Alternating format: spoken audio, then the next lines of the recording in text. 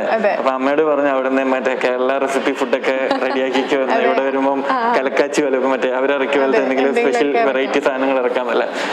അതുപോലെ തന്നെ ഏറ്റവും കൂടുതൽ അതായത് ഇപ്പം അഞ്ജലിയെ സപ്പോർട്ട് ചെയ്ത ആള്, അതായത് മീൻ ഫാമിലിയിലാവാം, ഇപ്പൊ ചിലർ ചോദിക്കുമ്പം പപ്പ ഭയങ്കര സപ്പോർട്ടാണ്, ഈവൻ പേരൻസ് എപ്പോഴും സപ്പോർട്ടാണ്, പ്ലസ് അത് കൂടാതെ അല്ലെങ്കിൽ ലൈഫിൽ ഏറ്റവും കൂടുതൽ മോറലായിട്ട് കണ്ട അങ്ങനെ ആരെങ്കിലും ഉണ്ടോ?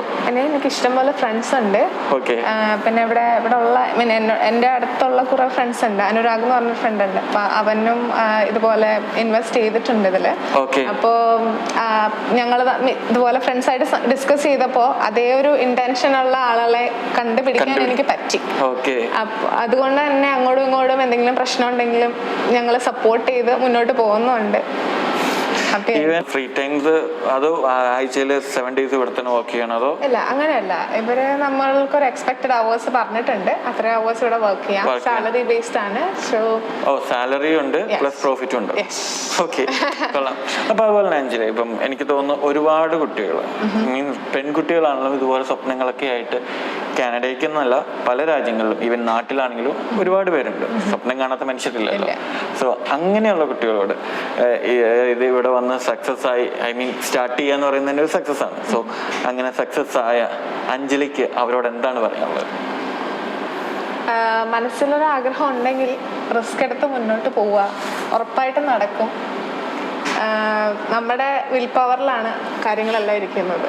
സോ അതുപോലെ തന്നെ ഇപ്പം ഏറ്റവും കൂടുതൽ സങ്കടങ്ങൾ, മീൻസ് നമ്മളിങ്ങനെ ഒരു കാര്യം വരുമ്പോൾ ഒരു കയറ്റം ഇറക്കൊക്കെ ഉണ്ടാവുമല്ലോ, അപ്പൊ അങ്ങനെ ഒരു സമയത്ത് എങ്ങനെയാണ് അതിനെ ഓവർകം ചെയ്യുന്നത്?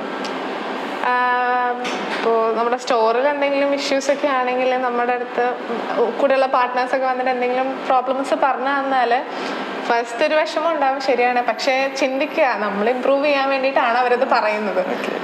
ബെറ്റർ ഫ്യൂച്ചറിന് വേണ്ടിയിട്ടാണ്. അവർക്ക് പ്രോഫിറ്റ് കിട്ടണം, നമുക്കും പ്രോഫിറ്റ് കിട്ടണം. സോ അതിന് വേണ്ടിയിട്ടാണ് അവരത് പറയുന്നത് എന്നുള്ളത് പിന്നീട് ഒന്ന് ചിന്തിച്ചെടുത്താൽ പ്രോബ്ലംസ് ഒക്കെ സോൾവ് ആക്കാവുന്നതേ ഉള്ളൂ. ഇപ്പൊ കുറച്ച് കഷ്ടപ്പെട്ടാൽ നാളെ സന്തോഷമായിട്ടിരിക്കാം എന്നുള്ള. അതുപോലെ തന്നെ ഹോസ്പിറ്റാലിറ്റി മാനേജ്മെന്റ് പഠിച്ചു കഴിഞ്ഞാൽ സ്കോപ്പ് ഉണ്ടോ? പഠിച്ചൊരാളോട് ചോദിക്കാലോ. ഓഫ് കോഴ്സ് യെസ് ഉണ്ട്. നമുക്ക് പഠിച്ചിട്ട് എങ്ങും കിട്ടില്ല ഇങ്ങോട്ട് വരിക, റെസ്യൂമായിട്ട് വന്നു കഴിഞ്ഞാൽ അഞ്ജലി എടുക്കുന്നതായിരിക്കും. ഇത് കഴിയുമ്പോഴത്തേക്ക് എല്ലാം മലയാളത്തിലൊക്കെ വന്നിട്ട് ചേച്ചി എനിക്ക് ജോലി, എനിക്ക് ജോലി.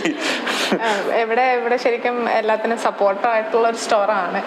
PR സപ്പോർട്ടഡ് ആണ്, LMIA സപ്പോർട്ടഡ് ആണ്. So okay. അപ്പം